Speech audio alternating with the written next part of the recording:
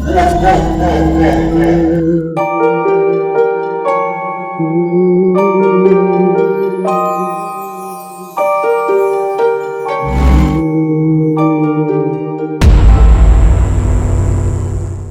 علیکم دوستوں، کیسے ہیں آپ لوگ؟ امید ہے کہ خیریت سے ہوں گے۔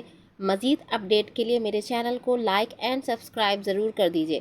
تو چلتے ہیں آج کی کہانی کی طرف۔ ہمارا محلہ ایک پرانا اور خاموش علاقہ تھا، جہاں پرانی حویلیاں اور نیم اندھیری گلیاں تھیں۔ میں پاکستان کے ایک آبائی گاؤں میں رہتا تھا۔ سب لوگ ایک دوسرے کو جانتے تھے اور مل جل کر رہتے تھے، مگر ایک خاتون ایسی تھیں جن سے ہر کوئی دور رہنا پسند کرتا تھا۔ وہ تھیں پڑوس والی آنٹی۔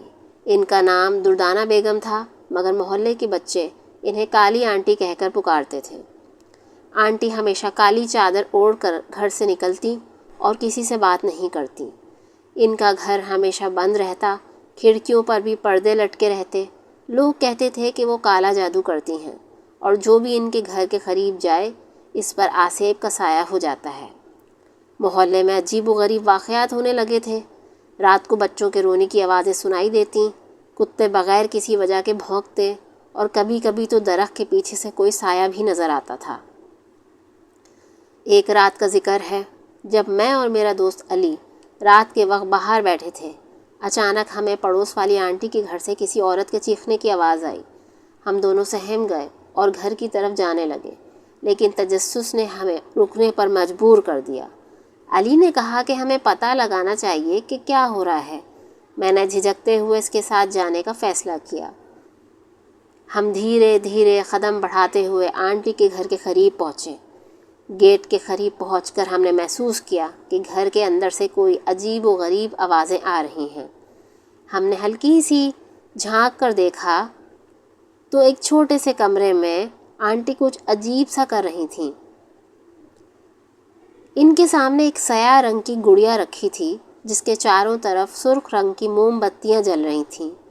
آنٹی کچھ پڑھ کر دم کر رہی تھیں اور گڑیا کو سوئی چبو رہی تھیں۔ اچانک موم بتیاں بجھ گئیں اور کمرے میں اندھیرا چھا گیا۔ ہم نے ڈر کے مارے دوڑ لگائی اور اپنے گھر کی طرف بھاگے۔ اگلے دن علی نے مجھے بتایا کہ رات بھر اس کے خواب میں کوئی عجیب و غریب چہرے والی عورت آتی رہی اور اسے گھورتی رہی۔ اس کی طبیعت خراب ہو گئی اور وہ بخار میں مبتلا ہو گیا۔ میں نے بھی رات کو کچھ عجیب سا محسوس کیا تھا، جیسے کوئی سایہ میرے قریب آ کر مجھے دیکھ رہا ہو۔ پھر ہم نے اس بارے میں اپنے محلے کے ایک بزرگ سے بات کی، جنہوں نے ہمیں بتایا کہ دردانہ بیگم دراصل ایک جادوگرنی ہے۔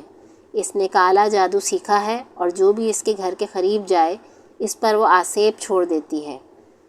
انہوں نے ہمیں خبردار کیا کہ ہمیں اس کے گھر جانے کی ضرورت نہیں ہے اور اس کے گھر کے پاس جانے سے بچنا چاہیے۔ کچھ دن بعد میرے دوست علی کی حالت مزید خراب ہو گئی۔ وہ ہر وقت کچھ بڑبڑاتا رہتا اور کبھی کبھی چیخیں مارنے لگتا۔ اس کی آنکھیں سرخ ہو جاتیں اور اسے لگتا جیسے کوئی اس کے پیچھے ہے۔ میں نے ہمت کر کے اس کے گھر والوں کو سب کچھ بتا دیا۔ انہوں نے محلے کے مولوی صاحب سے دعا کروائی اور علی کو کسی پیر کے پاس لے گئے۔ پیر صاحب نے بتایا کہ علی پر کسی بری روح کا سایہ ہے اور اس کا تعلق پڑوس والی آنٹی کے جادو سے ہے۔ ایک رات میں نے فیصلہ کیا کہ اس راز کو ہمیشہ کے لیے حل کرنا ہے۔ میں نے مولوی صاحب کو اپنے ساتھ لیا اور ہم دونوں چپکے سے رات کے وقت آنٹی کے گھر کی طرف گئے۔ گھر کے اندر سے عجیب و غریب آوازیں آ رہی تھیں، جیسے کوئی منتر پڑھ رہا ہو۔ ہم نے دروازے کے قریب کھڑکی سے جھانک کر دیکھا تو آنٹی ایک کالے کپڑے میں لپٹی ہوئی کسی چیز کو جلا رہی تھیں۔ مولوی صاحب نے کچھ پڑھا اور دروازے پر دستک دی۔ آنٹی ہمیں دیکھ کر چونک گئیں اور کچھ دیر تک ہمیں خاموشی سے گھورتی رہیں۔ مولوی صاحب نے ان پر قرآنی آیات پڑھیں اور آنٹی کو ڈانٹا کہ وہ اپنا کالا جادو بند کر دیں۔ آنٹی نے کچھ دیر تک بحث کی، لیکن آخرکار وہ مان گئیں کہ وہ واقعی کالا جادو کرتی تھیں۔ انہوں نے بتایا کہ ان کے پیچھے ایک آسیب ہے جو انہیں مجبور کرتا ہے کہ وہ دوسروں پر جادو کرے۔ اگر وہ جادو نہ کریں تو وہ آسیب انہیں مار ڈالے گا۔ مولوی صاحب نے ان کی رہائی کے لیے دعا کی اور اس پر عمل کیا۔ آنٹی کی چیخیں نکل گئیں اور آخرکار ان پر سے وہ آسیب کا سایہ ہٹ گیا۔ چند دن بعد آنٹی محلے والوں سے معافی مانگنے آئیں اور یقین دلایا کہ اب وہ کالے جادو کو چھوڑ چکی ہیں۔